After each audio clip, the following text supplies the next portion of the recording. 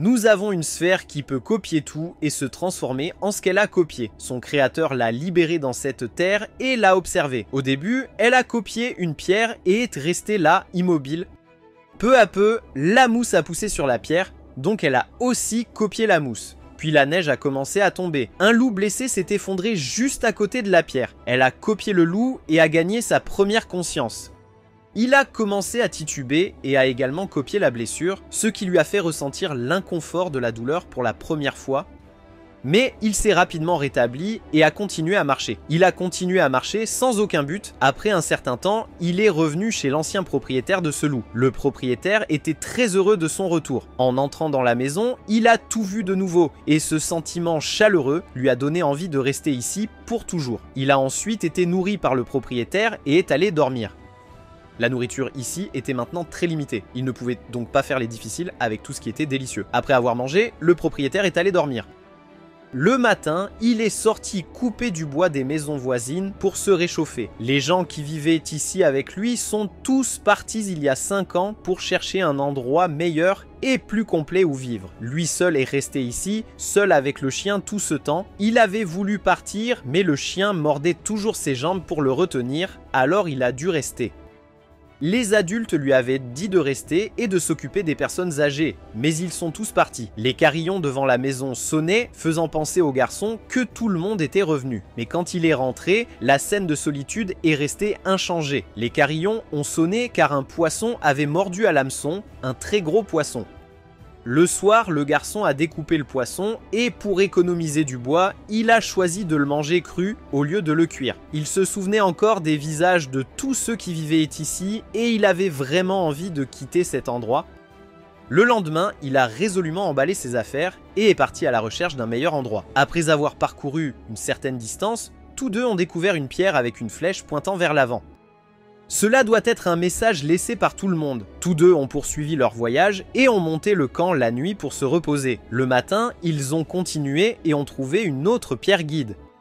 Beaucoup de jours passèrent. Chaque jour était le même que le précédent, rien ne changeait. Jusqu'à ce qu'un jour, le garçon découvre un arbre sur la route. Il l'utilisa comme bois de chauffage et retourna sur la route principale lorsqu'il vit la pierre. Soudainement, le garçon tomba dans un lac froid. Sa jambe fut blessée, alors il dut de nouveau installer le camp pour la bander et réchauffer son corps. Le garçon a décidé de ne pas revenir car la nourriture n'était pas encore épuisée. Le garçon continuerait son voyage et tant qu'il avait de la force, il continuerait. Marchant continuellement pendant 2 jours, la blessure semblait s'aggraver, mais le garçon n'abandonna pas parce que si les gens ne revenaient pas, c'est qu'ils avaient dû atteindre un très bon endroit. Ils ne reviendraient pas juste pour mourir en pourrissant dans cette maison. Cependant, le garçon découvrit que la pierre suivante qu'il vit avait une marque X sur la flèche. Non loin se trouvaient les ruines d'un véhicule en panne et des tombes semblables à celles qu'il avait faites pour ses grands-parents. Le garçon savait ce qui s'était passé, mais il essayait toujours de penser le plus positivement possible. Pourtant, les larmes continuaient de couler. Il se demandait s'il pourrait atteindre un meilleur endroit. Le garçon a abandonné et a décidé de rentrer chez lui. Ils ont tous deux erré pendant de nombreux jours pour revenir à cette maison en ruine. Le garçon était déprimé depuis de nombreux jours, sans se soucier d'allumer des feux ou de trouver de la nourriture. La blessure à la jambe était presque non traitée, donc elle s'est progressivement aggravée. Et puis ce qui devait arriver, arriva. Le garçon s'est assis sur la chaise et est décédé, le loup a couru et a ensuite copié la forme du garçon et est devenu humain. Le garçon avait atteint un meilleur endroit au paradis, alors qu'il avait pris une forme humaine et s'était mis en route vers le meilleur endroit que le garçon avait toujours voulu. À partir de maintenant, il rencontrerait sûrement beaucoup de gens et vivrait beaucoup plus de choses. Ensuite, il est allé vers le sud pour trouver plus d'informations pour sa propre évolution. Parce qu'il manquait de caractéristiques humaines, en plus de la blessure à la jambe et presque sans supplément nutritionnel, il est rapidement mort. Mais chaque fois, il pouvait renaître à nouveau. Avec cette créature, chaque mort était une transformation. Jusqu'à présent, elle était morte 6 fois. La première fois, elle avait besoin de 5 jours pour renaître. Et à la 6e fois, cela ne prenait qu'une demi-journée. Finalement, il a réussi à atteindre la montagne que son précédent propriétaire avait désespérément voulu atteindre. Cependant, il a été immédiatement attaqué par un ours géant et est mort à nouveau. Dans un village, il y avait une petite fille nommée March. Elle jouait généralement seulement avec Perona, une fille plus âgée qui habitait à proximité.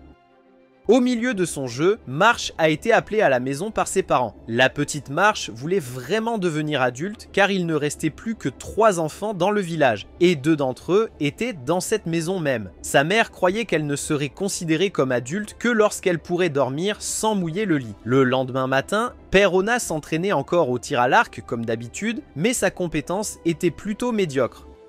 Mars jouait encore avec des peluches. Quand Perona est devenue jouer, tout à coup, une cloche a sonné. Perona savait ce que cela signifiait, alors elle a rapidement emmené Mars en bas de la montagne.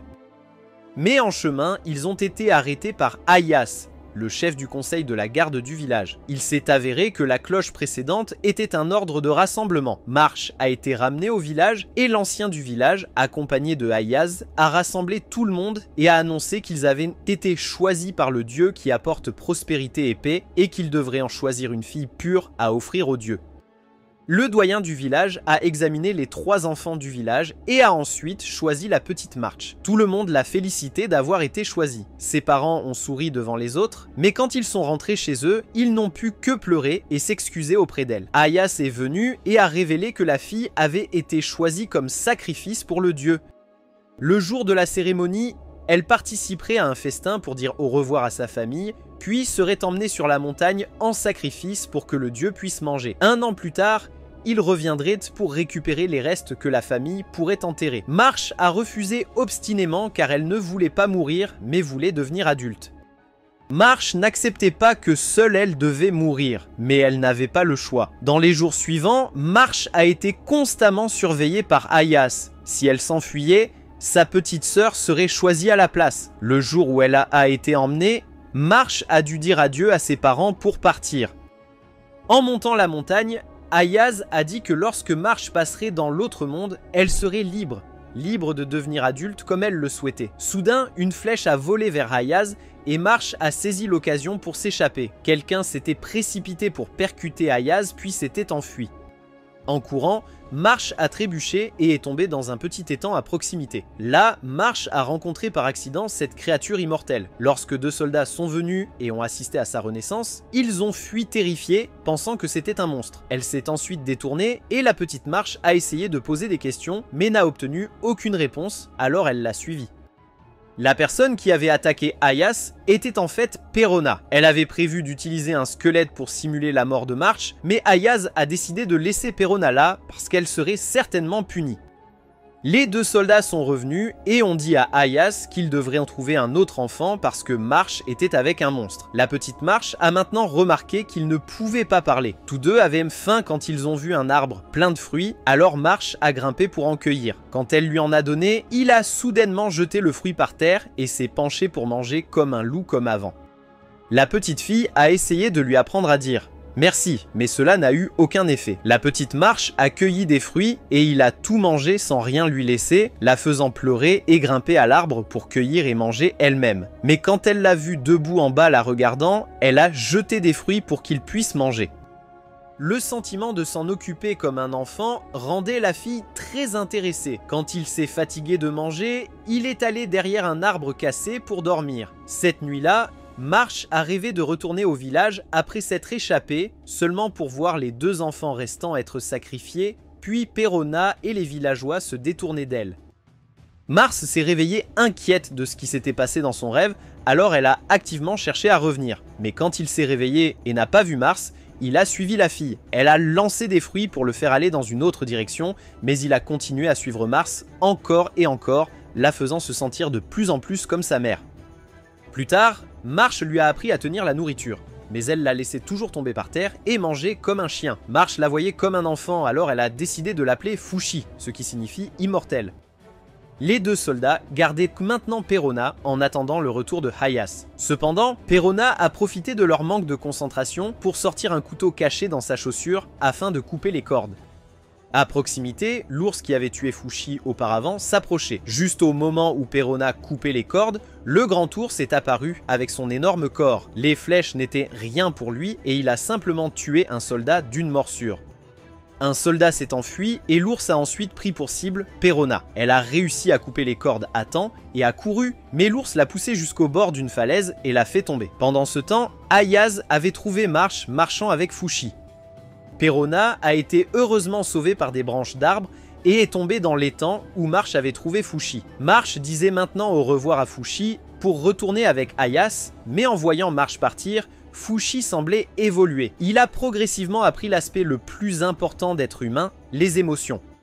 Perona, en marchant, a vu des fruits mordus éparpillés sur le chemin et les a suivis. Elle a rencontré Fushi par hasard en chemin et a demandé des nouvelles de March. Mais Fushi n'avait pas encore appris la langue, donc ne pouvait pas répondre. Elle a réalisé que la direction que Fushi prenait était celle de l'autel sacrificiel. Pendant ce temps, Ayaz a forcé Marsh à manger quelque chose qui semblait être un médicament. Quand Ayaz a parlé de Fushi, les soldats l'ont appelé le monstre qu'ils avaient vu. Soudain, le soldat d'avant est arrivé et leur a dit qu'ils étaient en danger à cause de l'ours. Selon eux, cet ours était le dieu auquel ils voulaient sacrifier Mars. Les soldats effrayés voulaient revenir, mais Ayaz voulait continuer et emprunter un détour pour atteindre l'autel. March s'est endormie après avoir pris le médicament. Elle a ensuite été emmenée à l'autel par Ayaz. Elle et les soldats sont entrés, ont nettoyé les os du sacrifice précédent, ont placé March là et l'ont attachée solidement.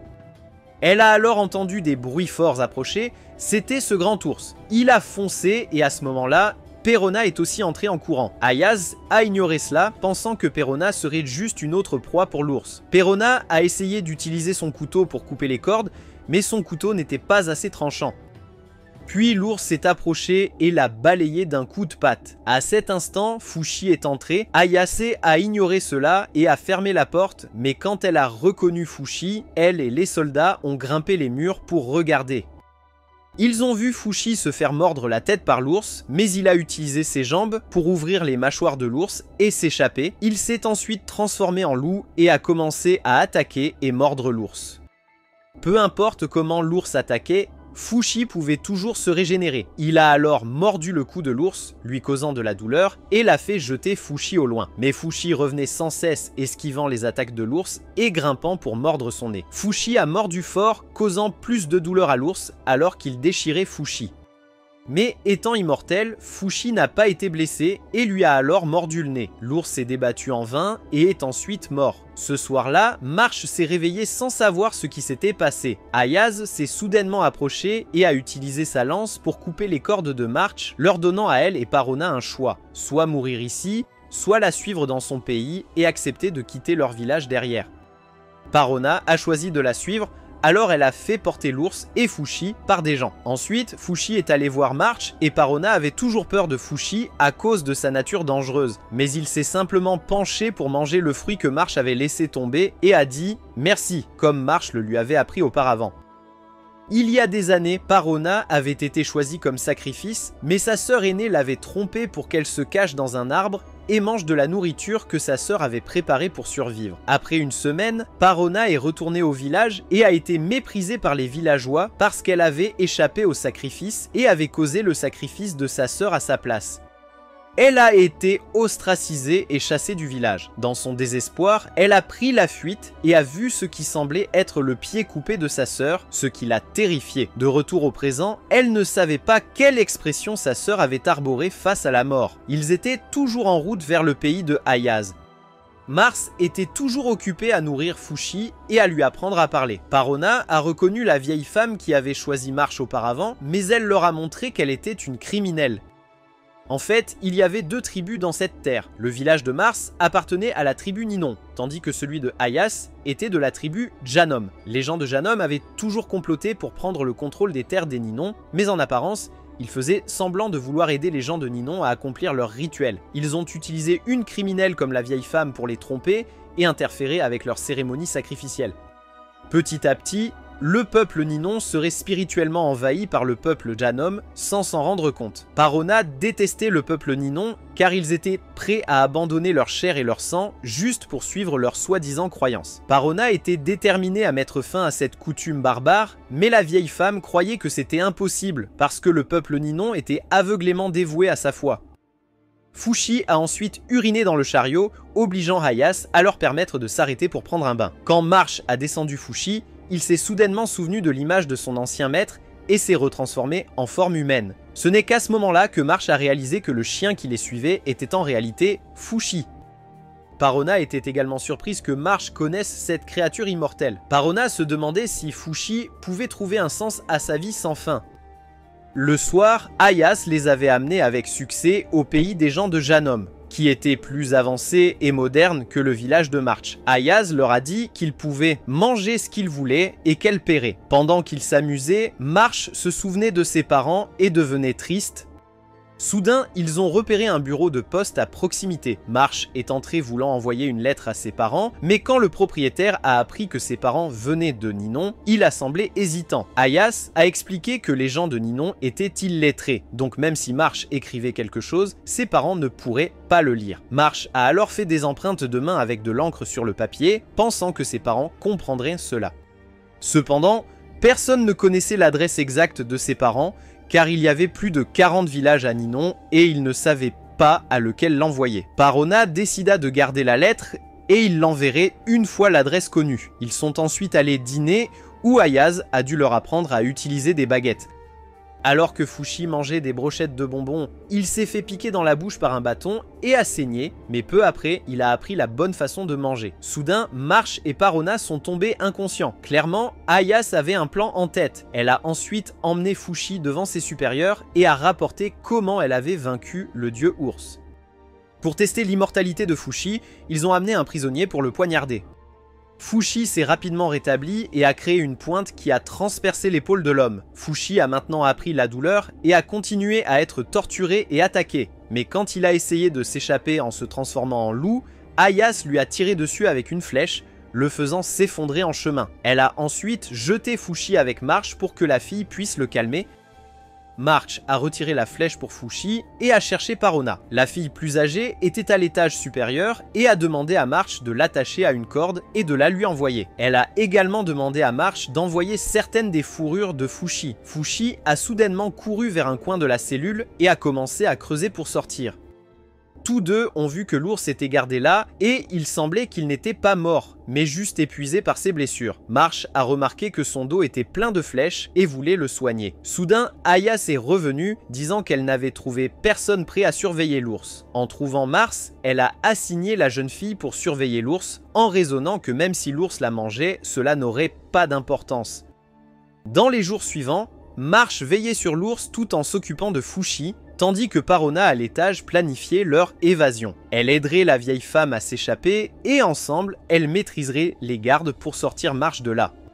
Elle voulait rapporter de la peau et de la fourrure de l'ours au village pour leur prouver qu'ils n'avaient plus besoin du rituel sacrificiel. March a réussi à retirer toutes les flèches du corps de l'ours et est devenue amie avec lui. Elle croyait que l'ours retournerait finalement là où il appartenait sans être attaqué par les humains. Cependant, un merci a été entendu et l'ours est officiellement décédé.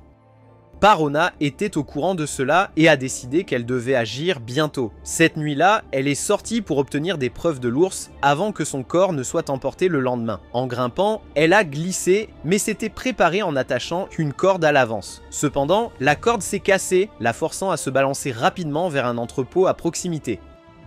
Elle est descendue avec succès dans l'entrepôt, mais a été attrapée par un soldat. Lorsqu'il a essayé de l'attaquer, elle s'est immédiatement défendue et a volé ses affaires. Parona, maintenant habillée de l'uniforme du soldat, est allée chercher March pour l'aider à s'échapper avec Fushi. Elle a déverrouillé la cellule de prison pour Mars et n'a pas oublié de libérer la vieille femme également. Elle les a ensuite conduits à une voie d'évasion par un drain et a dit à la vieille femme de laisser March passer en premier. Quand March regarda ce que Parona prévoyait de faire, elle la vit sur le point de faire du mal à l'ours. Et la petite fille demanda à Parona d'arrêter. La fillette n'acceptait pas que Parona fasse cela, même si elle croyait que l'ours était mort. Mais Parona avait besoin d'une partie de sa peau pour prouver aux villageois afin qu'ils ne sacrifient plus jamais d'enfants. Parona a essayé d'expliquer à March que ce qu'elle faisait aiderait l'ours à faire le bien, mais March a obstinément refusé. Parona ne voulait pas perdre plus de temps là-bas, alors elle a cédé aux souhaits de March et est partie avec elle, pensant qu'elle devrait expliquer les choses aux villageois de vive voix à la place. Vous m'avez tué.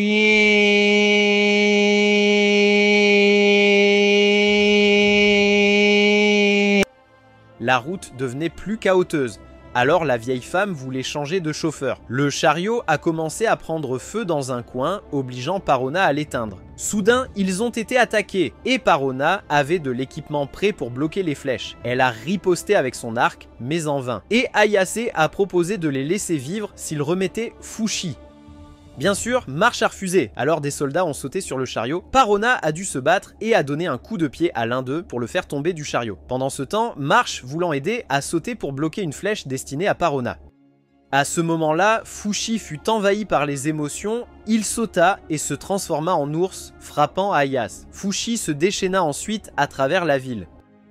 Parona a réalisé que Marche était gravement blessé et a essayé de panser la blessure pour arrêter le saignement. Mais une telle blessure était trop difficile pour un enfant. Marche a murmuré ses derniers mots avant de mourir. Parona était dévastée car depuis qu'elle était venue au village, elle avait toujours vécu seule et Marche était la seule enfant et personne qui interagissait avec elle.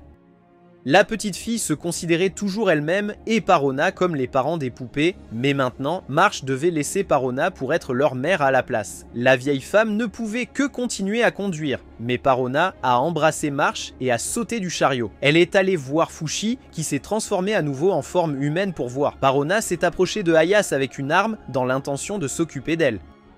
Mars commença à avoir des visions d'elle-même, rentrant chez ses parents et grandissant, mais elle ne voyait Fushi nulle part. Puis, elle a réalisé qu'elle était témoin de la ville dévastée causée par Fushi, avec Parona pointant une lance sur Ayase. Elle a essayé d'appeler Parona, mais la barrière entre la vie et la mort a empêché Parona d'entendre. Parona sentait qu'elle ne pouvait pas vivre sans Marche, et elle prévoyait de la rejoindre. Marche supplia Parona d'arrêter et appela Fushi à l'aide. D'une manière ou d'une autre, Fushi entendit et arrêta Parona, puis se transforma en ours pour l'emporter. Parona fut ensuite ramené au village par Fushi. Tout le monde reconnut Fushi comme l'ours divin qu'il vénérait et devinrent craintifs. Soudain, Parona est apparue et les parents de Marche se sont demandé où elle avait été pendant 6 mois. Elle leur a remis la lettre de Mars, ainsi que les restes de leur fille. Le père de Marche s'est reproché de ne pas avoir protégé sa fille. Lorsqu'ils ont appris que les gens de Jinanda arrivaient, Parona a dit à Fushi de fuir, sachant qu'il le poursuivait. Fushi semblait comprendre et s'est tristement transformé en loup avant de partir. Parona a ensuite découvert Ayase traquant Fushi et lui a tiré dessus avec la même flèche qui a tué Marche. Elle voulait vraiment la tuer, mais n'a réussi qu'à toucher son bras. Après avoir été témoin de cette deuxième mort sous ses yeux, Fushi a changé considérablement. Il a continué à rassembler de nouveaux stimuli, passant le plus de temps sous forme de loup pour choisir sa direction par l'odorat. Il n'aimait pas se transformer en ours, car cette forme n'apportait que de la douleur. Il se transformait occasionnellement en forme humaine, mais n'en faisait pas grand-chose. Quand il avait faim, il se transformait en forme de Mars pour grimper aux arbres et cueillir des fruits. Puis il a détecté une odeur familière. Celle de la vieille femme, il s'est approché d'elle et elle a pensé qu'il l'avait abandonnée en cours de route, la faisant se perdre et devoir mendier pour survivre. Elle croyait que Mars était toujours vivant jusqu'à ce qu'elle voie Fushi s'approcher, regarder la tache de sang de Mars et se transformer de nouveau en adolescent. Puis elle a réalisé que c'était Fushi. Fushi a continué à errer sans but, alors elle l'a suivi. Ayant faim depuis plusieurs jours, elle est devenue épuisée en essayant de suivre Fushi. En voyant sa cuisse, elle a eu faim et a essayé de mordre. Mais il s'est transformé en loup et a grogné. Il s'est ensuite transformé en mois de mars, a grimpé à un arbre et a mangé des fruits tout seul. Elle voulait manger aussi, alors il lui en a jeté et est descendue en exigeant des remerciements. Elle l'a remercié pour le rendre heureux et quand elle a vu une carte, elle a sorti du papier pour la copier.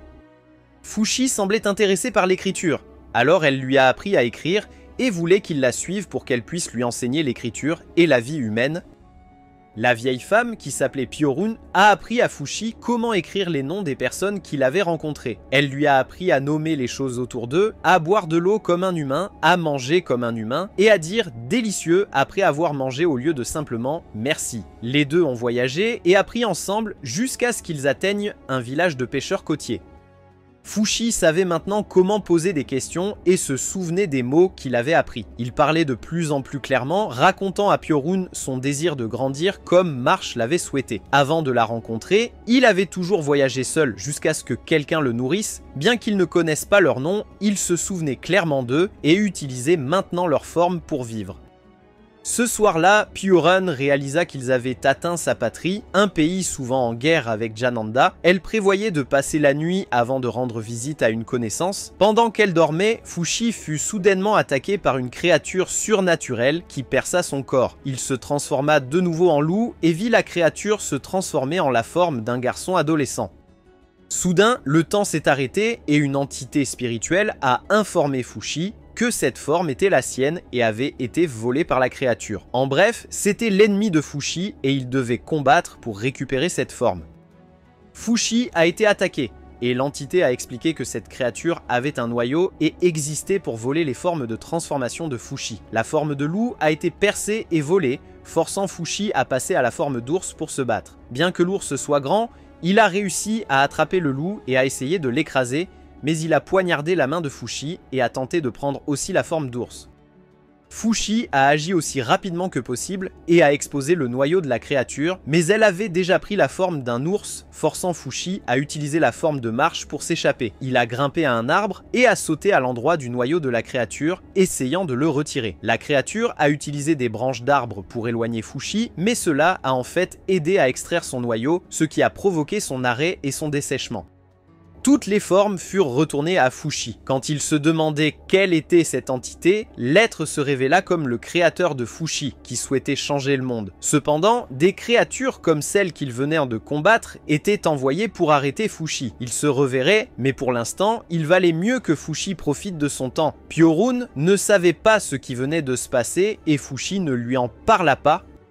Le lendemain matin, Fushi et Piorun sont arrivés chez l'amoureux de cette dernière et ont rencontré un garçon étrange portant un masque transparent semblable à un lézard. Revenant dans le passé, il y avait deux frères nommés Shin et Gugyu qui rêvaient toujours d'avoir beaucoup d'argent pour vivre dans un grand manoir. Les matins ordinaires, Gugyu allait au marché local pour vendre les légumes donnés par son maître. Là, le garçon était toujours attiré par une jeune fille du même âge dont il ne connaissait pas le nom. Après la fermeture du marché, Gugyu est retourné à son abri et a trouvé Shin parlant à trois étrangers que son frère prétendait être ses amis. Le jeune garçon n'avait pas d'autre choix que de croire ce que son frère disait. Plus tard, le garçon a vérifié sa tirelire et a découvert qu'il manquait de l'argent, soupçonnant que son frère l'avait pris. Mais Gugyu ne pouvait pas soupçonner son seul parent, alors il a caché la tirelire dans le tronc d'un arbre à proximité et est parti manger du pain seul avec un chien errant qu'il a trouvé. Le lendemain, Gugyu a rencontré le même chien qu'il avait nourri la veille, et en même temps, il a entendu quelqu'un appeler le chien. Suivant la voix, il a rencontré la jeune femme sur laquelle il avait secrètement le béguin. Le garçon a rendu le chien à son propriétaire et a été récompensé par une bague en or par la fille. Si elle est vendue, l'argent pourrait durer toute une vie, c'est un peu exagéré. Gugyu est revenu joyeusement avec une bague à la main, mais a soudain réalisé que la boîte à argent était complètement vide avec seulement une lettre à l'intérieur, et Shin avait disparu sans laisser de traces. En errant tristement sur la colline, Gugyu regarda le camion de bois et se demanda s'il devait se jeter dessus pour en finir avec tout. Soudain, une bûche tomba du camion et faillit le toucher, ce qui le fit abandonner cette pensée stupide. Le chauffeur est descendu pour s'excuser et a demandé au garçon de surveiller le tronc pendant qu'il cherchait de l'aide. Cependant, le tronc a commencé à glisser en bas de la colline et au bas, il y avait la jeune femme cueillant des fleurs. Gugyu a sauté pour la pousser afin de la sauver, tandis qu'il est tombé la colline avec le tronc. Plus tragiquement, la grosse bûche a écrasé le visage du garçon. Gugyu a ensuite appris que la fille qu'il aimait s'appelait Rin lorsqu'il a entendu son père appeler à l'aide d'en haut pendant que Gugyu était allongé sous la bûche sans que personne ne fasse attention à lui. Le garçon est resté là jusqu'au soir où un vieux vendeur de liqueur à proximité l'a trouvé et l'a emmené pour se faire soigner. Lorsqu'il a repris connaissance, Gugyu a vu que son visage avait été complètement détruit. Alors il portait ce masque pour cacher son visage laid. De retour au présent, lorsque Fushi et Madame Oran sont entrés dans la maison, ils ont rencontré Gugyu. Madame Oran a ensuite conduit tout le monde à l'extérieur pour démontrer les capacités de Fushi au vieux marchand d'alcool. Gugyu était extrêmement fasciné par les capacités de Fushi. Il a donc offert son amitié et a fait faire un tour à Fushi. Pendant le dîner, Madame Oran et le vieux vendeur de liqueur ont discuté des moyens d'utiliser Fushi pour gagner de l'argent. Mais Gugu s'est levé pour protéger Fushi parce que le garçon était devenu proche et voyait Fushi comme un membre de la famille. Le lendemain après-midi, Rin, la fille que Gugu avait sauvée ce jour-là, est passée, mais elle est venue faire des courses. Elle était intéressée et voulait connaître son nom, mais Gugu pensait que son béguin le remarquait alors qu'en réalité, elle s'intéressait à Fushi. Ce soir-là, Gugu pleurait et dans son chagrin, le vieil homme est apparu et a conseillé au garçon de s'habituer progressivement à la vie en disant que pour réussir, il faut accepter les expériences amères et douces. Juste ces mots ont soudainement donné au garçon un nouvel espoir et il est immédiatement sorti pour s'entraîner durement. Le couple âgé et Fushi ne pouvaient qu'esquisser un sourire devant l'innocence de Gugu. Tôt le lendemain matin, Rin est venue au magasin de spiritueux pour demander au vieil homme si elle pouvait y travailler. Voyant qu'elle était jolie et prête à travailler gratuitement, le vieil homme accepta immédiatement. Tout le monde savait sûrement que la raison pour laquelle elle acceptait de travailler là-bas était à cause d'un certain jeune immortel et beau garçon. Pendant le dîner, le vieil homme avertit Fushi de ne pas utiliser ses pouvoirs devant Rin, de peur que les habitants n'attirent une attention indésirable. En nettoyant et en faisant la vaisselle, Gugu et Fushi ont découvert que si un objet blessait Fushi, il pouvait reproduire ses outils. Bien sûr, seulement les objets ayant une forme, pas les choses informes comme le feu. Cependant, Gugu a coupé la main de Fushi, le faisant pleurer de douleur. Gugu a dit à Fushi que si quelque chose lui fait mal et qu'il ne l'aime pas, il devrait le dire pour informer les autres. Le lendemain matin, Rin est venu au magasin d'alcool pour trouver Fushi et a commodément demandé à Gugu comment guérir la cicatrice sur sa main. Gugu est allé voir le vieil homme pour demander comment soigner son béguin. Alors le vieil homme a sorti l'alcool médicinal de l'intérieur du corps de Gugu, révélant que pendant la chirurgie pour sauver la vie de Gugu, il avait implanté de l'alcool dans les organes internes de Gugu, rendant le garçon à la fois en colère et horrifié par le passe-temps bizarre du vieil homme, le poussant à s'enfuir de cet endroit à quatre pattes. Il est parti, mais personne dans la maison ne s'est donné la peine de le chercher. Même Fushi, qui était assez proche de Gugu, ne voulait pas le chercher, probablement encore contrarié que Gugu l'ait blessé. Mais maintenant, sans Gugu, personne ne ferait le ménage, alors Fushi a décidé de prendre en charge les tâches ménagères de Gugu. Toutefois, le style de cuisine de Fushi, qui n'était pas adapté à la consommation humaine, rendait tout le monde inquiet. Pendant ce temps, Gugu cherchait activement un nouvel emploi, ignorant les rumeurs des habitants locaux le traitant de monstre. Gugu est retourné chez son ancien employeur, qui a accepté de le réembaucher et lui a même offert un endroit où loger. Cependant, le fils de l'employeur montrait de la haine envers le visage monstrueux de Gugu, alors Gugu a eu la délicatesse de refuser de vivre avec eux. Ayant déjà acquis une certaine réputation, Gugu a enlevé son masque pour leur montrer son visage déformé et a accepté d'être qualifié de monstre. En attendant, les choses ne se passaient pas bien pour Fushi. Sentant que le fait d'être un loup ne suffisait pas, Fushi a décidé de devenir un ours pour s'amuser. En tant qu'ours, Fushi est allé de la maison au champ, réussissant à détruire toutes les pommes de terre du vieil homme en creusant. Fushi est même devenu un ours dans la cuisine. Réalisant leur incompétence, Fushi a demandé conseil à Madame Oren pour les tâches ménagères. La vieille dame a dit à Fushi de trouver Gugu et de lui demander d'enseigner à la place. Plus tard, Rin lui a apporté du thé et a demandé pourquoi la vieille dame ne voulait pas aider, ce à quoi elle a répondu qu'il ne devrait pas trop gâter Fushi, car cela les aiderait à devenir plus humains.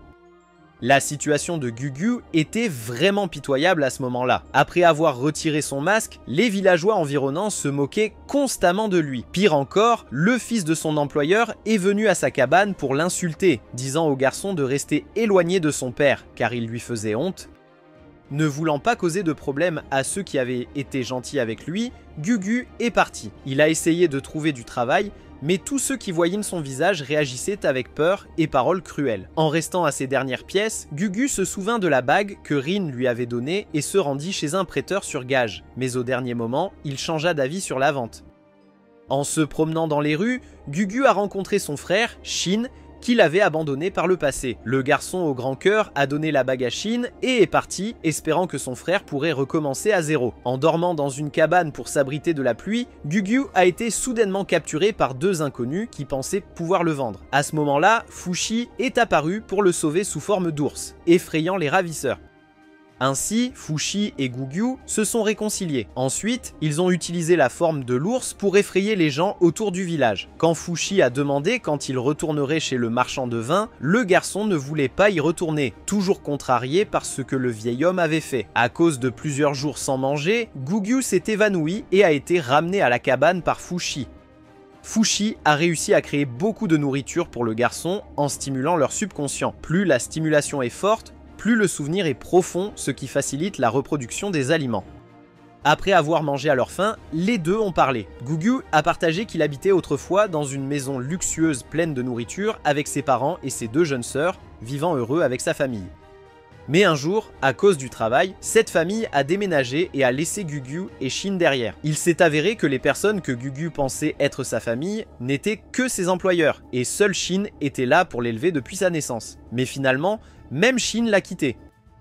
Mais maintenant, Gugyu avait Fushi, que le garçon considérait comme plus que de la famille. Il espérait même que quand il mourrait, Fushi prendrait cette forme pour toujours se souvenir de lui. Ce soir-là, Rin les a trouvés tous les deux en train de jouer avec son chiot. Elle leur a dit que le vieil homme avait réfléchi à ses actions et voulait vraiment que Gugyu revienne.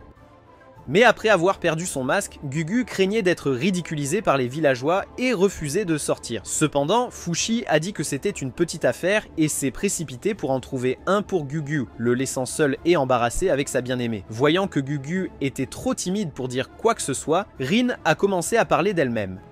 En réalité, elle n'aimait pas sa famille, toujours sous la stricte surveillance de ses parents, sans aucune liberté, c'est pourquoi elle s'enfuyait souvent de chez elle. Ensuite, Rin a donné à Gugyu le masque qu'elle utilisait souvent pour sortir en cachette et lui a dit que peu importe qui était Gugyu, elle serait toujours prête à ouvrir son cœur pour le comprendre.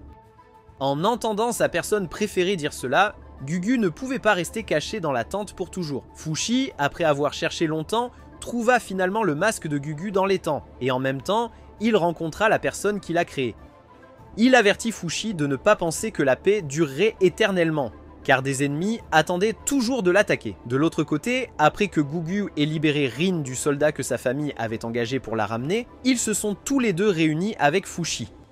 Gugyu a remis son propre masque et a donné l'autre à Rin parce qu'il ne voulait pas que les autres la remarquent. Après avoir marché pendant un moment, le groupe a été repéré par le proche serviteur de Rin.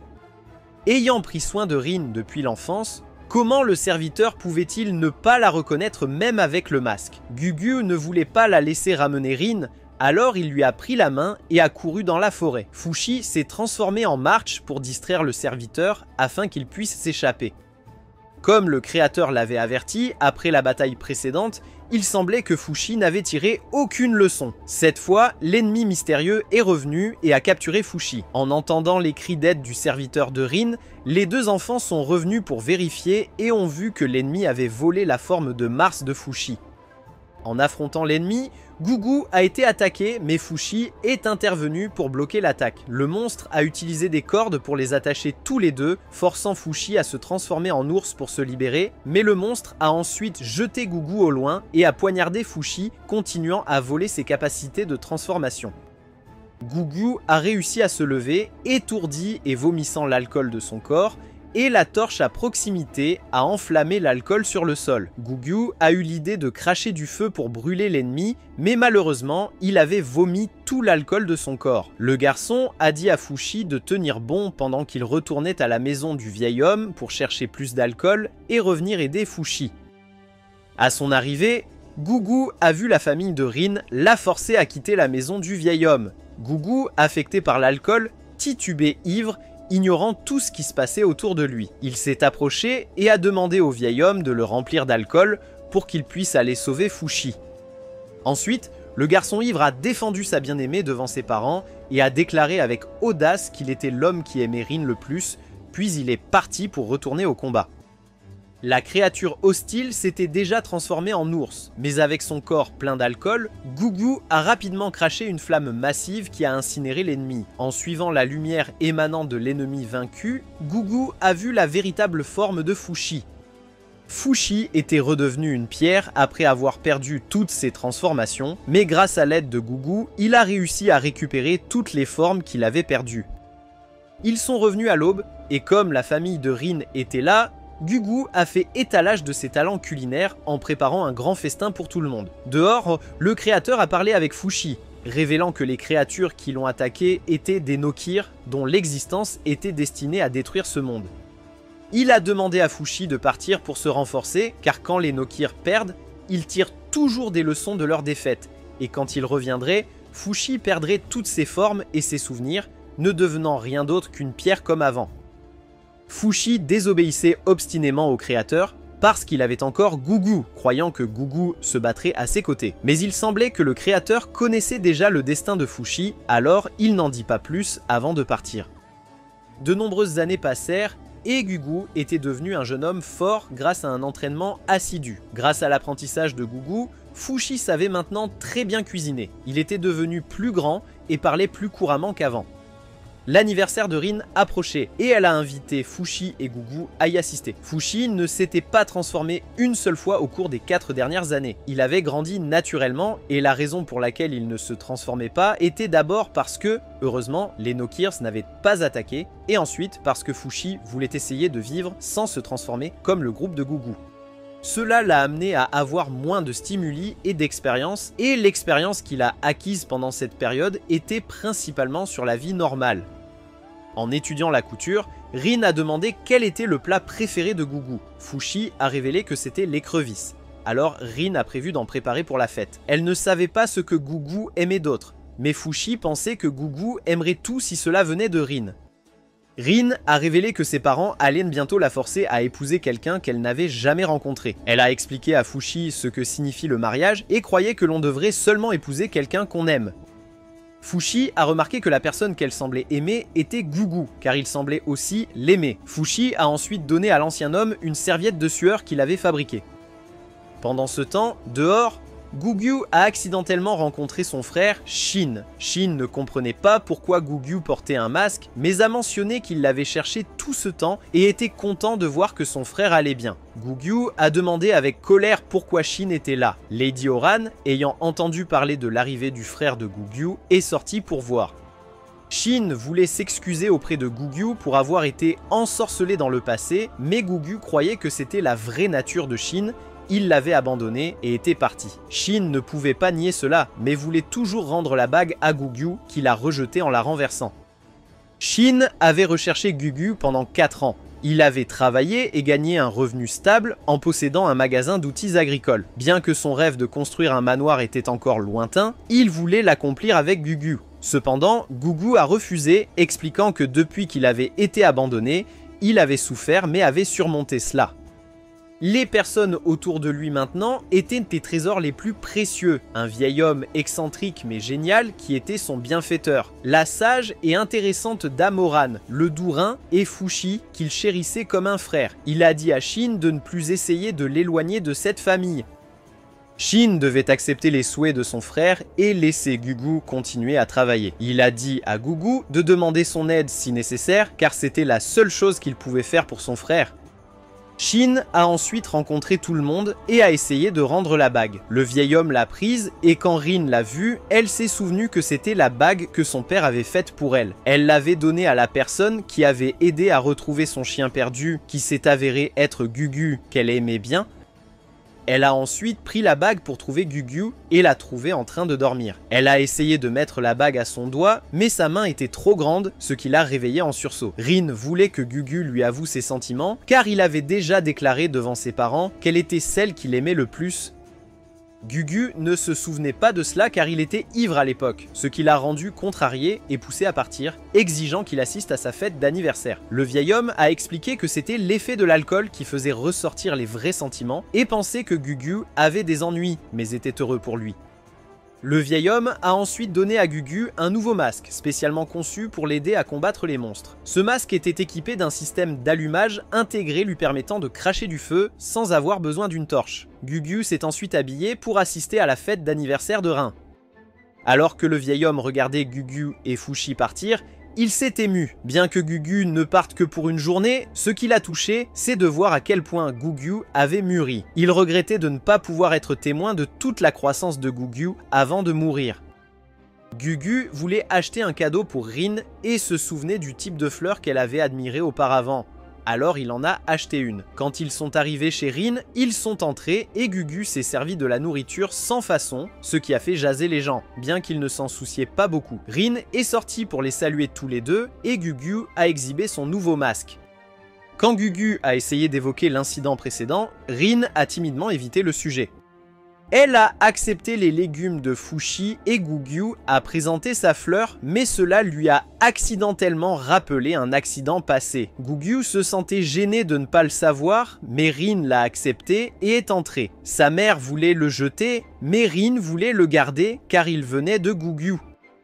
Pendant ce temps, dehors, un jeune homme critiquait Gugu pour avoir porté un masque de manière impolie lors de l'événement. Mais Gugu a refusé de l'enlever, ce qui a conduit à une petite bagarre que Rin a dû venir interrompre. Ensuite, le père de Rin l'a présenté à son fiancé arrangé et ils ont été autorisés à sortir et discuter. Gugu a vu Rin et rire et s'amuser avec cette personne. Se sentait un peu le cœur brisé et était sur le point de partir. Fushi voulait que Gugu n'abandonne pas si vite, mais Gugu avait depuis longtemps accepté d'être désavantagé et est juste parti. Plus tard, Rin a couru vers Gugu et s'est excusé pour ce qui s'était passé plus tôt. Elle a ensuite demandé pourquoi Gugu portait un masque et il a dit la vérité, que son visage avait été écrasé par une poutre en bois tombante parce qu'il devait sauver quelqu'un qui se trouvait sur le chemin de cette poutre. Cependant, il avait toujours l'impression d'avoir laissé une cicatrice sur le bras de cette personne, ce qui la faisait se sentir honteuse, mais elle pensait que les blessures de Gugu étaient plus graves. Elle a avoué qu'elle savait que Gugu était celui qui l'avait sauvé auparavant, mais maintenant elle en était certaine. Soudain, le sol où se tenait Gugu s'est effondré, le faisant tomber. Le créateur est venu rencontrer Fushi pour l'informer que les knockers étaient revenus et avaient pris racine dans tout ce manoir. Fushi était sur le point de partir à la recherche de Gugu lorsqu'il a vu que la maison était sur le point de s'effondrer, alors il s'est transformé en ours pour soutenir la maison afin que tout le monde puisse s'échapper. Gugu s'était accroché à une langue qui poussait des rochers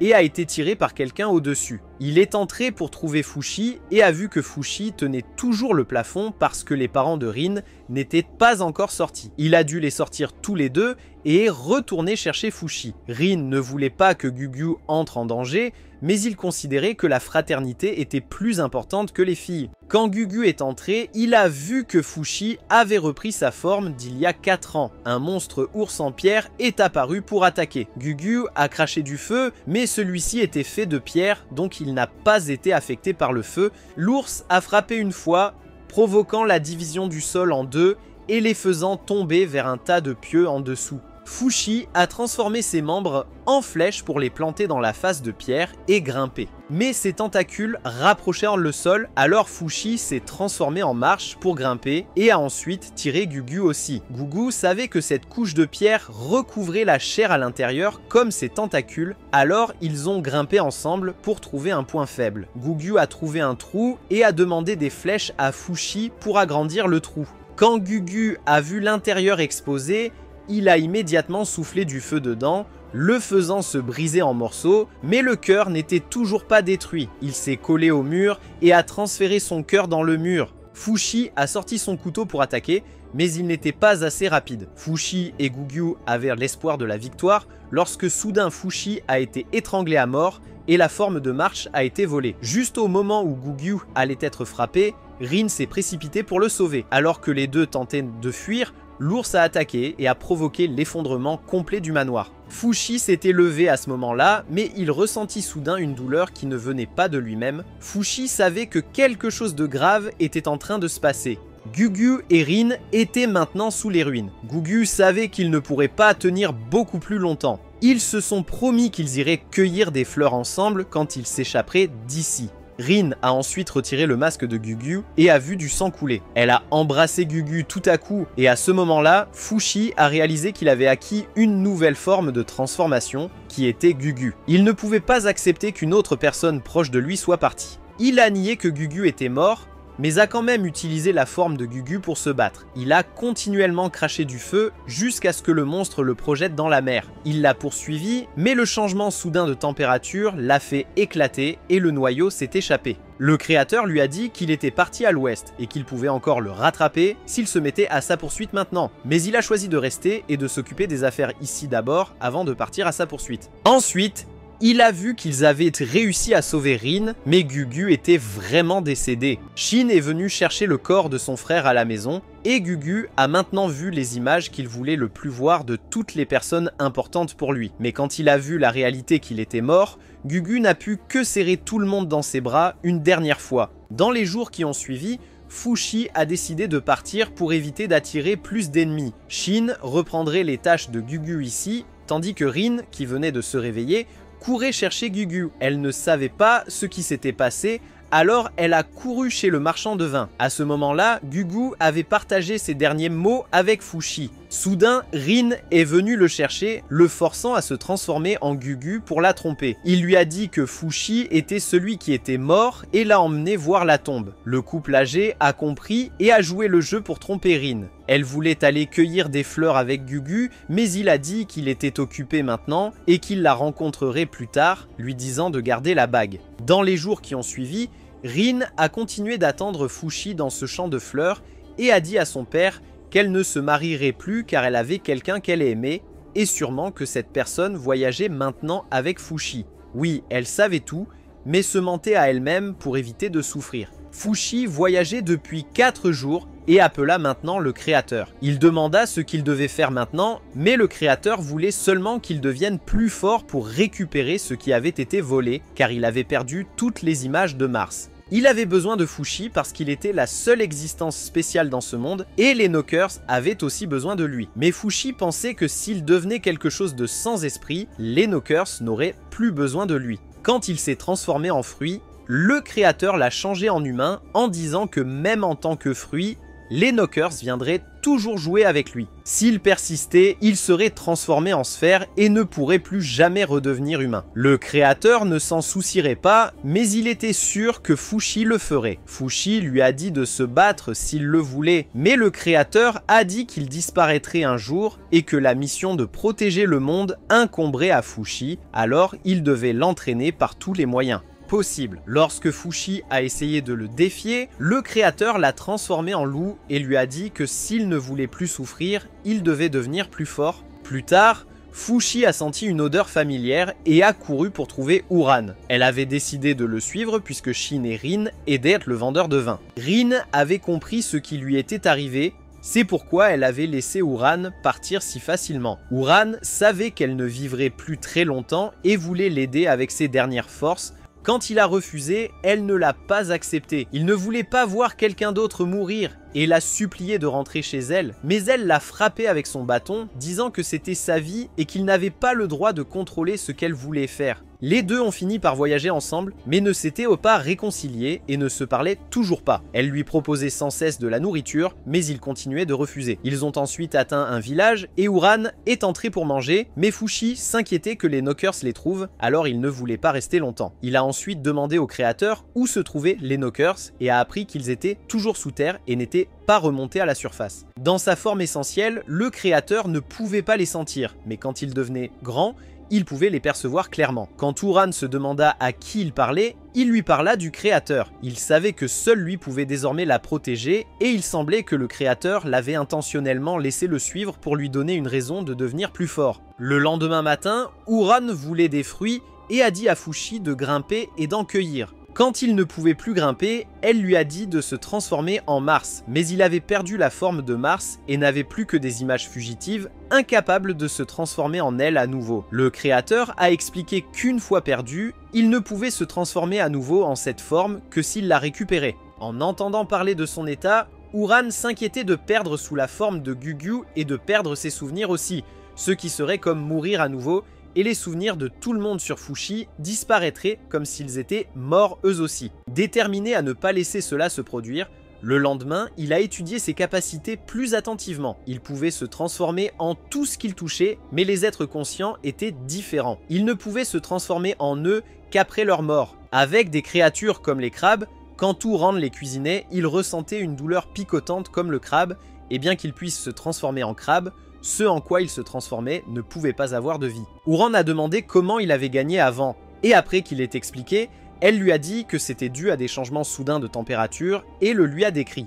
Elle l'a ensuite dirigé vers une forêt pleine d'animaux que les humains évitaient généralement en raison de ces dangers où ils pouvaient acquérir de nouveaux pouvoirs plus utiles. Le lendemain, ils ont tous deux embarqué sur un navire pour atteindre cette forêt, mais dès qu'ils sont montés, une fille leur a dit de se séparer en deux côtés pour les hommes et les femmes. Aucun d'eux ne se doutait de rien et ils ont suivi le mouvement seulement pour que Fushi soit conduit et enfermé dans une cage. À l'intérieur se trouvaient des personnes qui semblaient être des esclaves avec des marques estampillées sur leurs mains. Après que Fushi ait été marqué, cela faisait assez mal mais il s'est rétabli. Il s'inquiétait que Madame Uran ait aussi été attrapée. Lui et les autres ont ensuite été emmenés sur une île et quand l'inspecteur a vu qu'il n'avait pas de marque, ils ont pensé qu'il avait été amené ici par erreur. La fille d'avant qui a emmené Madame Uran est venue pour sortir Fushi. Quand il a demandé où se trouvait Madame Uran, elle ne savait pas. Il a alors décidé de partir et de semer sa poursuivante. Plus tard, il s'est transformé en loup et a suivi l'odeur pour trouver Madame Uran.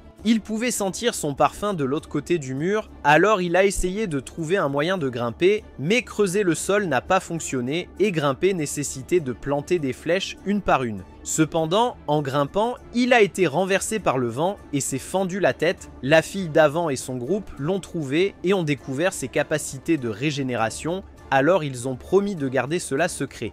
Pour sa recherche d'Uran, elle s'est excusée de les avoir pris pour des criminels. Cet endroit était une île-prison utilisée pour détenir des prisonniers dangereux. Quand il voulait emprunter un arc pour tirer sur le hibou qui volait, elle l'a arrêté parce que c'était son compagnon. Fushi voulait savoir s'il y avait un moyen de franchir le mur, mais malheureusement, il n'y en avait pas. Cependant, elle avait un moyen pour lui de gagner en puissance ici. Il devait remporter ce tournoi. Le gagnant obtiendrait tous les privilèges sur l'île. Il ne savait pas ce qu'il devait faire ici. Puis l'annonceur a déclaré les règles. Celui qui survivrait sur le terrain serait le gagnant. Fushi pensait que c'était facile puisqu'il ne pouvait pas mourir. Le massacre a alors commencé et il a vu que la réalité de ce combat était un massacre insensé, chacun se massacrant frénétiquement pour être le dernier debout. Fushi ne pouvait pas s'empêcher de se sentir nauséeux. À la fin, ce gars aux cheveux roux était le dernier à rester, mais comme Fushi était encore sur le terrain, il a lancé une hache à sa tête. Fushi a vu beaucoup de gens le regarder et ne savait pas quoi faire, car le vieil alcoolier lui avait dit de ne pas révéler ses pouvoirs aux autres. Mais il devait encore gagner pour atteindre son objectif. Alors, il est resté là, figé, et l'autre gars est venu et a utilisé toutes les armes qu'il pouvait trouver pour le transpercer. Voyant qu'il ne tomberait pas, le gars savait qu'il n'était pas facile à gérer, alors il a sagement fait semblant de tomber pour le laisser gagner. Par la suite, il a rencontré à nouveau cette fille. Elle s'est présentée comme Tonari et l'a conduit à rencontrer tout le monde, puis a annoncé que les 100 premières personnes qui voulaient lui parler devaient payer. Quand un jeune homme les a empêchés d'abuser de leur pouvoir, il a été immédiatement touché par une fléchette soporifique. Tonari l'aidait à se forger une réputation pour devenir le chef de l'île, car les chefs précédents étaient tous morts en 2 semaines, ce qui avait plongé l'île dans le chaos pendant si longtemps. Mais maintenant qu'il est immortel, il pourrait l'utiliser pour gouverner et changer cela. Place, cependant, il s'en fichait. Il voulait juste sauver Orin et partir. Quand il est parti après, Tonari et les enfants qui le connaissaient ont continué à le suivre. Ce grand gars était Yoroi, cette fille aux cheveux rouges était Miya, ce garçon aux cheveux bouclés était Sandal, et cette fille qui tirait des fléchettes était Oppa. Ils lui ont fait faire un tour et lui ont fait savoir qu'il y avait 3 églises construites ici qui trompaient les gens à l'extérieur, mais cet endroit avait encore les bénédictions des dieux et des divinités. Cet endroit avait aussi des champs, et ceux qui volaient des récoltes étaient tués et pendus en guise d'avertissement. Tuer était permis ici tant que la personne était coupable. Il serait exécuté sans pitié. Les ressources sur l'île étaient très rares, donc ils devaient endurer pour éviter de perdre leur vie, même s'ils voulaient vraiment partir. Cet endroit était à l'origine géré par un pays, mais en raison des chiffres incontrôlables, il est devenu autonome. Fushi a ensuite regardé les marques sur leurs mains et a appris que ce triangle représentait les membres de la famille des criminels, tandis que les criminels auraient un cercle supplémentaire au milieu. Il ne comprenait pas pourquoi les prisonniers pouvaient vivre librement à l'extérieur, alors que Tonari avait dit plutôt que Madame Orin était emprisonnée. Pourquoi Madame Orin était-elle emprisonnée alors que d'autres prisonniers ne l'étaient pas? Tonari a dit à Fushi que Madame Orin avait en réalité été arrêtée à Janome pour avoir empoisonné 10 personnes. et qu'elle était considérée comme une criminelle dangereuse. Cependant, Fushi estime maintenant qu'il ne peut pas coopérer avec eux parce qu'ils sont trop malades pour pouvoir rire et jouer dans un endroit comme celui-ci. Cette nuit-là, il a essayé de tirer sur un oiseau pour qu'il vole et trouve Madame Aurine. Mais le créateur lui a demandé pourquoi il ne continuait pas le tournoi. Il a dit qu'il ne voulait pas tuer de gens. Le créateur lui a dit que la mort vient à tous les humains, mais que les humains ont le droit de choisir quand ils meurent, comme Gugu. Fushi a indirectement causé la mort de Gugu, mais Gugu a choisi de sauver Fushi et a raccourci sa propre vie. Par conséquent, en ce qui concerne les criminels là-dedans, ils avaient échangé leur espérance de vie pour trouver une occasion de changer leur vie, donc ils ne devraient pas se sentir coupables. Mais il a ignoré les mots du créateur et a continué à chercher, et une fille est venue et lui a léché la joue. Le lendemain matin, il a continué à escalader le mur et n'arrêtait pas de tomber. Tonari voulait qu'il se prépare pour le prochain match, mais il ne voulait pas y participer car le match à venir était en 1 contre 1 et il devrait tuer quelqu'un pour avancer. Il a refusé et a continué son travail. Plus tard, Tonari a entendu dire que leur invité distingué de Janome avait disparu et elle est montée dans l'arène et a affronté de nombreux adversaires à elle seule. Étonnamment, elle était Ayaz, qui avait tué March ce jour-là. Fushi découvrit alors qu'une taupe avait creusé un passage juste sous ses briques, alors il l'a ramassée et l'a tuée. Il a ensuite regretté de lui avoir ôté la vie, mais il s'est immédiatement transformé en taupe pour creuser dans le sol. Cependant, il a été attrapé par un oiseau et déposé près du groupe de Tonari, alors il a dû entrer dans le match. Son adversaire était un oncle avide de bataille, il a utilisé son corps immortel pour l'intimider, mais l'homme n'avait pas peur et lui a même mordu un morceau. Il s'est transformé en loup pour attaquer et intimider, mais quand cela n'a pas fonctionné, il s'est transformé en Gugu pour souffler du feu autour. L'homme a vu qu'il continuait à refuser de se battre correctement. Puis il a soudainement eu des souvenirs du passé et s'est souvenu de Perona. Il s'est transformé en Perona et son corps lui a permis de bouger plus facilement et rapidement, alors il a envoyé l'homme au sol d'un coup de pied et a gagné. Mais cette forme a attiré l'attention de Ayas. Bien que Fushi n'ait pas de souvenir de March, il se souvenait encore de Perona et il savait que pouvoir utiliser cette forme signifiait que Perona était morte. Le créateur était content que Perona soit morte tôt pour qu'il puisse utiliser ce corps agile, mais il trouvait les mots du créateur écœurants. Le créateur voulait qu'il se débarrasse des émotions liées à la mort humaine. Mais malheureusement, la douleur était ce qui stimulait son développement, donc il ne pouvait rien faire de plus. Ensuite, Tonari l'a suivi à nouveau. Elle n'arrêtait pas de le déranger. Tout le monde avait abattu une vache pour traiter Fushi, mais il a refusé et s'est détourné. Tonari savait qu'il n'aimait pas tuer, mais la vérité était que certaines personnes méritent de mourir, car l'adversaire qu'il a rencontré aujourd'hui avait tué plus de 50 personnes. Tonari ne savait pas comment obtenir son soutien et gagner sa faveur, mais il a refusé car c'était à cause d'elle que lui et Madame Aurine s'étaient impliqués dans cet endroit maudit. Même si Madame Aurine avait tué des gens auparavant, Tonari lui a parlé de la façon dont son père avait également tué des gens et a montré de l'empathie, mais il s'en fichait toujours. Alors Tonari a utilisé une troisième méthode, voulant l'aider à trouver qui l'avait trompé en l'amenant elle et Madame Aurine sur ce bateau. Bien qu'il ait extérieurement accepté ses souhaits, il ne lui faisait pas confiance, alors la nuit, il se transformait à nouveau en taupe pour creuser le mur. Il a réussi à entrer et a suivi l'odeur pour retrouver Madame Aurine.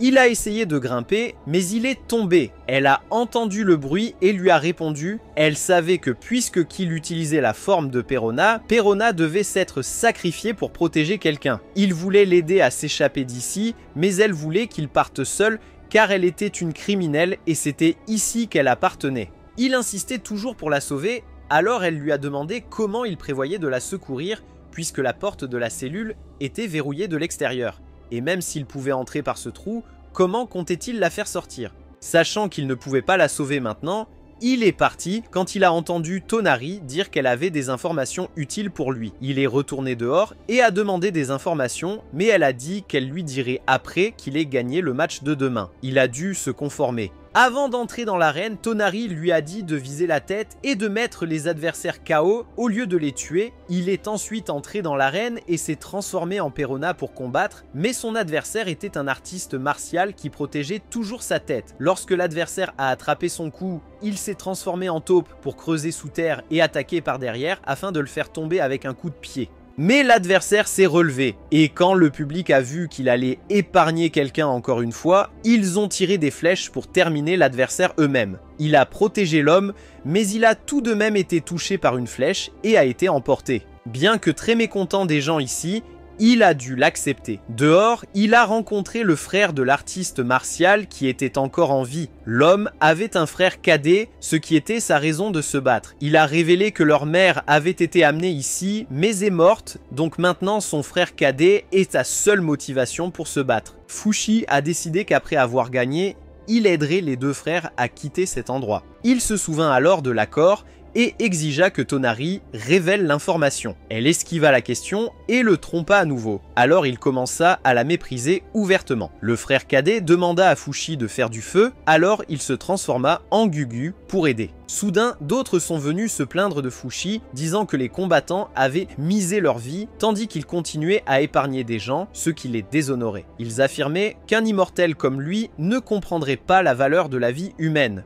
Quand Tonari a essayé d'intervenir, elle a été frappée, donc ses amis ont dû venir mettre fin au chaos. Soudainement, Fushi a été attaqué par un knocker et a perdu la forme de Gugu. Il a dit à tout le monde de courir pendant qu'il se battait. Il se souvenait d'utiliser l'eau et le feu, mais maintenant qu'il avait perdu les souvenirs de Gugu, il a perdu la capacité de feu aussi. Il devait courir vers un endroit vide et a remarqué un petit trou dans son corps, alors il s'est transformé en taupe pour ramper dedans et mordre ses vaisseaux. Mais après une seule bouchée, il l'a rejeté et il a perdu cette forme aussi. Il a retrouvé le groupe de Tonari et il voulait l'aider à se battre. Il a refusé leur aide parce qu'il ne voulait pas que quelqu'un meure, mais tout le monde a apporté des chariots pour attacher les mains du frappeur. Le monstre a fait trembler le sol et a forcé tout le monde à courir. Le groupe de Tonari a apporté des arcs et des flèches explosives pour tirer sur le monstre, mais c'était trop dur, alors Fushi a dû leur dire de viser les ouvertures. Il s'est transformé en Perona et a copié un arc pour tirer, mais le tir à l'arc de Perona était encore médiocre. Il a donc dû s'entraîner à plusieurs reprises jusqu'à ce qu'il réussisse à tirer une flèche dans une ouverture. Quand les flèches se faisaient rares, ils devaient en fabriquer davantage pour tout le monde et ils ont réussi à détruire le heurtoir. Fushi a tout récupéré, de Marche, l'ours à Gugu. Tonari lui a appris que parfois il a encore besoin d'aide des autres et que pour les grandes tâches, travailler avec beaucoup de gens est le mieux. Le créateur a prédit que cette île serait un bon endroit pour Fushi pour grandir. Ce soir-là, le groupe de Tonari et Fushi ont fait une fête. Le groupe a partagé tous ses rêves. Tonari a sorti de la nourriture, mais c'était juste des haricots et autres, alors Fushi a créé beaucoup de nourriture. Cependant, sa nourriture était tout ce que Ayas lui avait donné auparavant, alors tout le monde s'est endormi à cause des somnifères après avoir mangé. Il a vu le journal de Tonari et a lu une ligne, mais l'a remis en place et est parti. Tonari s'est soudainement réveillé et a regardé Fushi pour s'excuser de l'avoir amené ici. Elle a ensuite pris le journal pour écrire sa propre histoire. Auparavant, sa famille était l'ancienne propriétaire de la maison de la cave à vin. La famille de 3 personnes vivait très heureuse. Mais quand elle avait 7 ans, Tonari a découvert le cadavre de sa mère à la maison. Les gens de l'église ont jugé son père comme le coupable et l'ont exilé de cette île. Entre deux choix de vivre comme orpheline ou de venir ici, elle a choisi de suivre son père sur l'île prison parce qu'elle croyait qu'il était innocent. Après avoir vécu sur cette île sans loi pendant un certain temps, son père a décidé de participer à l'arène pour gagner le droit de partir et a promis de rencontrer sa fille au port. Dans les gradins, Tonari priait pour la victoire de son père. Cependant, après l'avoir vu devenir un tueur assoiffé de sang qui souriait en tuant des gens, Tonari a été tellement choquée qu'elle s'est convaincue que son père était mort et que cette personne n'était pas son père. Finalement, elle est allée au point de rencontre avec son père et a trouvé un journal intime ainsi qu'un souhait d'anniversaire de sa part. Elle a gardé ce cadeau comme l'un des rares bons souvenirs de son père. Derrière elle se trouvait l'homme meurtrier avec une excuse tardive avant d'être empoisonné et jeté à la mer. Heureusement pour Tonari, elle a rencontré des amis dans des circonstances similaires et a vécu avec eux jusqu'à l'âge de 12 ans. Elle a pris le travail d'importation de marchandises pour pouvoir sortir de l'île, mais elle était toujours sous une stricte surveillance, rendant l'évasion impossible. À 13 ans, Tonari a réalisé que les gens en dehors de l'île ne les accueillaient ni ne sympathisaient avec eux. Quand elle avait 14 ans, l'année où elle a rencontré Fushi, une personne mystérieuse venue sur l'île en tant que visiteur a convaincu Tonari que Fushi pourrait changer le destin de l'île. Alors elle a dû le tromper pour l'amener sur cette île. Cette personne avait en fait raison, car avec son pouvoir d'immortalité, Fushi réalisait progressivement ce que Tonari souhaitait. Le lendemain matin, Fushi s'est transformé à nouveau en marche pour escalader et rencontrer avec succès la vieille dame Orin en prison. Il lui a dit que demain serait le dernier match et que s'il gagnait, il la sortirait de là. Lors du dernier match, Fushi a été surpris de découvrir que son adversaire était Ayas, qui était également la personne mystérieuse qui avait manipulé Tonari. En le combattant, elle a révélé que la forme de Perona était son cadeau pour lui. Elle avait personnellement tué tout le village de Marche et finalement Perona. En entendant ces choses horribles, Fushi déclara pour la première fois de sa vie qu'il la tuerait. Cependant, il n'était pas encore de taille face à Ayas. Il se battit sans technique et fut injecté d'un sédatif, ce qui le fit effondrement. Après avoir gagné, Az a inventé une histoire pour le public de l'arène selon laquelle elle avait découvert Fushi il y a 5 ans, qu'elle l'avait guidé et lui avait appris à être humain. Mais comme il ne comprenait pas l'esprit humain, il s'est enfui. Le public a commencé à être manipulé psychologiquement. Az a donc conclu son acte en disant qu'elle allait céder le leadership à Tonari. Les gens avaient l'intention de désobéir et voulaient tuer Tonari et ses coéquipiers, les forçant à fuir ensemble. Entre-temps, Fushi a été emmené par Haz à sa résidence. Au lit, Haz avait des intentions intimes avec Fushi pendant qu'il était inconscient, mais le groupe de Tonari a interrompu, la poussant à renoncer à ses intentions.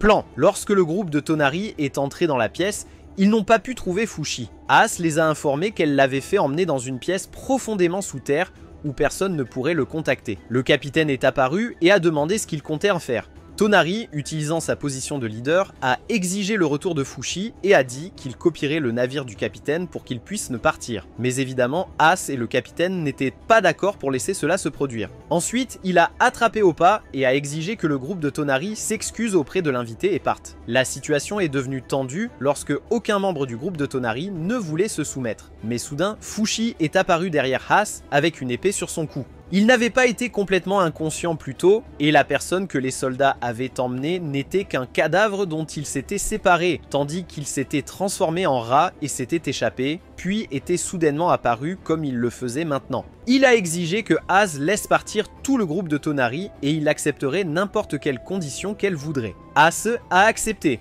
Le lendemain, le capitaine, représentant Tonari et maintenant chef de l'île, a annoncé qu'il transporterait un maximum de 700 prisonniers hors de l'île, car le navire ne pouvait pas en transporter plus. Tonari a choisi les enfants de moins de 7 ans et son équipe, ainsi que la vieille dame Oren et elle, n'a pas oublié d'aider les deux frères artistes martiaux à la place de Fushi. Fushi est ensuite venu au port pour dire au revoir au groupe de Tonari et à la vieille dame Oren. Elle a dit qu'elle l'attendrait au port. Haz est arrivé pour interrompre leur conversation, endormant tout le monde pour s'assurer que personne ne pourrait causer de problème. Ensuite, elle a emmené Fushi et l'a laissé tomber dans un puits très profond.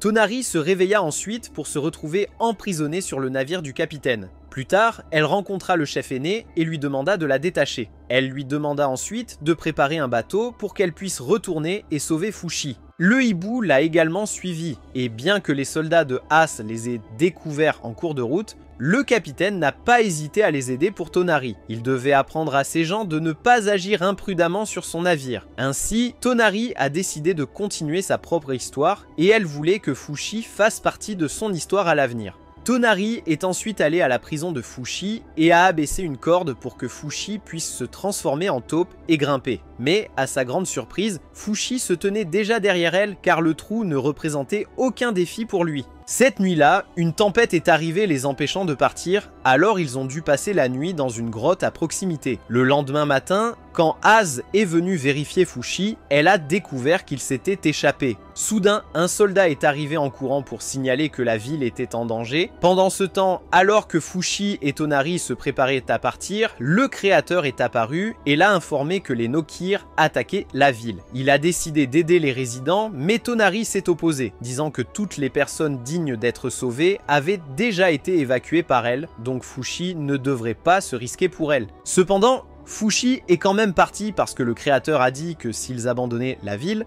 les Nokir deviendraient plus forts et les problèmes futurs seraient encore plus grands. De l'autre côté, les Nokir avaient possédé les cadavres et s'étaient levés de la fosse commune. Les habitants se battaient en vain dans la confusion. Fushi est intervenu pour se battre, bien qu'il ait hésité car ils étaient tous des gens, mais les habitants lui ont dit de se battre car ce sont tous des personnes qui étaient déjà mortes. Pendant la bataille, Tonari est apparue pour le soutenir et lorsqu'elle était en danger, ses coéquipiers sont également revenus pour aider tous les deux. Le groupe a coopéré pour combattre les Nokir en espérant les éliminer tous avant la tombée de la nuit. Soudain, Upa a trébuché et a été possédé par un Nokir. Mia, ne sachant pas cela, est allée aider Upa et a été poignardée. Fushi a rapidement couru pour emporter Mia et a demandé au créateur quelle direction serait sûre. Il a indiqué une direction qui ne serait sûre que pendant quelques minutes. Il a amené le groupe à l'endroit temporairement sûr afin qu'il puisse essayer de sauver Mia. Yoroi a demandé à Fushi s'il avait des capacités de guérison, mais c'était au-delà de ses compétences. S'il pouvait faire cela, il n'aurait pas subi autant de pertes. L'Upa possédé est revenu et Tonari a supplié Fushi de ne pas lui faire de mal. Mais Fushi savait qu'elle était irrécupérable et était sur le point de la tuer avec son épée. Cependant, il a hésité au dernier moment et a été attrapé par le Nokir qui a volé la forme de Perona. Yoroi a alors découvert qu'un Nokir s'était attaché à sa jambe, alors il a dit à Tonari de continuer pendant qu'il s'occuperait de Mia. Sandal a dû l'éloigner pour s'échapper. Alors que le Nokir commençait à se répandre sur le bras de Yoroi,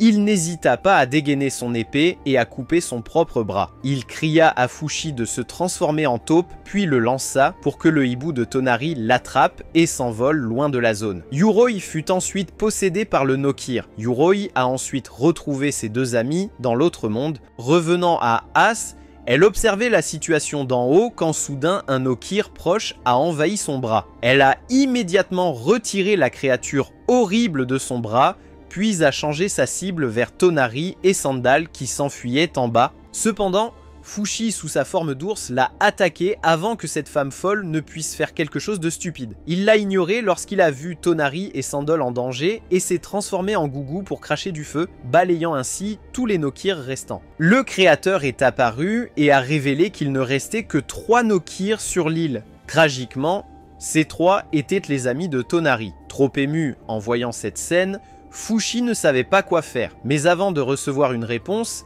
As s'est précipitée pour abattre Sandal et a amené Tonari au bord d'un grand feu. Elle a déclaré qu'elle ferait le sale boulot de tuer les amis possédés par Nokir à sa place, mais s'il n'était pas d'accord, elle tuerait Tonari. En entendant ces choses terribles, Tonari a regardé Fushi et a décidé de traîner As dans la mer enflammée. Mais Fushi a réagi à temps pour sauver Tonari et sédater et maîtriser As. De nouveau confronté à ses amis proches contrôlés, Tonari a pris une épée, décidant de libérer ses 3 amis, même si elle devait lutter avec ses propres émotions. Cependant, Fushi ne l'a pas laissé accomplir cet acte douloureux. Il a saisi l'épée d'elle et a lentement marché vers ces 3 personnes. Après avoir affronté les Nokir et incinéré les morts avec les habitants, Tonari et Sandal ont décidé de rester sur l'île pour réhabiliter la terre et s'occuper des résidents qui étaient maintenant devenus plus unis et plus humains qu'avant. Fushi poursuivrait son aventure, emmenant avec lui l'inconsciente As pour empêcher cette femme folle de blesser à nouveau ses amis.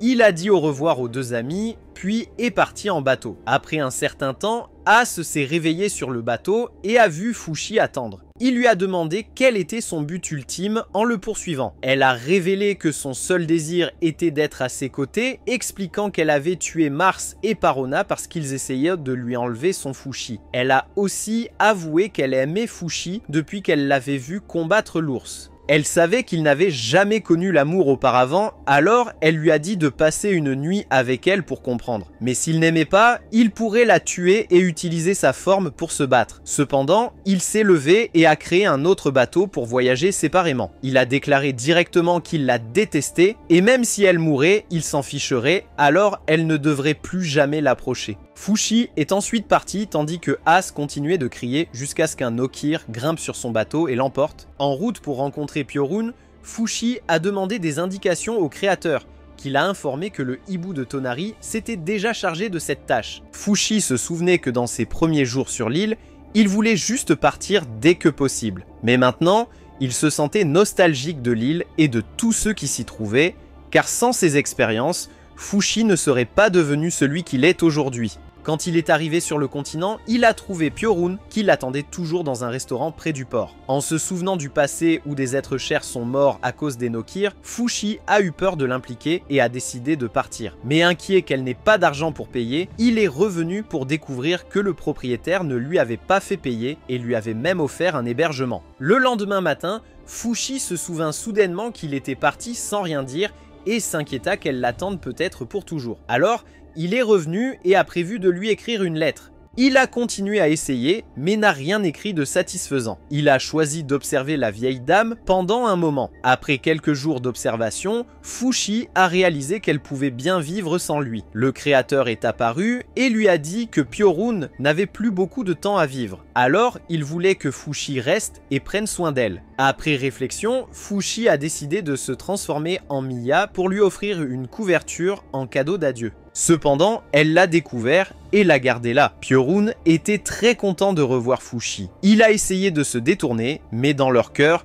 il tenait profondément à Piorun. Et après tout, ils ont tous les deux décidé de partir à l'aventure ensemble dans la forêt dont ils avaient parlé avant. Après des mois là-bas, bien que Piorun ait eu presque 90 ans, elle était encore très énergique, pêchant quotidiennement comme d'habitude. Fushi, après avoir passé beaucoup de temps avec la vieille dame, avait maintenant plus de connaissances pour garder Piorun en sécurité. Il s'est imposé des règles. Premièrement, si les Nokirs étaient proches, il devait prendre la vieille dame et s'enfuir. Deuxièmement, il devait se limiter à se transformer en des formes de créatures dont il ne comprenait pas pleinement les caractéristiques. Parce que s'il se transformait en une créature comme une sangsue, il ne pourrait pas protéger la vieille dame lorsque les Nokirs attaquaient. Enfin, dormir plus tard et se lever plus tôt que la vieille dame. Il a également noté les choses importantes pour se souvenir de ce qu'il devait faire. Piorun avait dit à Fushi qu'elle souhaitait être jeune à nouveau, lui racontant qu'elle avait été très belle mais avait passé la majeure partie de sa vie à travailler. Cependant, dans ces dernières années de sa vie, elle se sentait vraiment heureuse de vivre librement et d'avoir un petit enfant comme Fushi. Entendre ces choses a fait que Fushi la chérit davantage. Mais le ciel ne donne pas tout à n'importe qui. Un jour, la vieille dame a commencé à se sentir mal et est devenue plus irritable qu'avant. Sa mémoire déclinait également progressivement. Mais Fushi a ignoré tout cela et a continué à s'occuper d'elle jusqu'à la fin. Jusqu'à ce qu'un jour, Piorun devienne soudainement étrangement normal. Parce qu'il allait pleuvoir, elle a demandé à Fushi d'aller chercher du poisson séché pendant qu'elle s'allongeait pour vivre ses derniers instants. Elle a invoqué le créateur pour qu'il l'emporte avant le retour de Fushi, et si possible, que ce vieux corps devienne quelque chose de plus utile pour Fushi dans sa prochaine vie.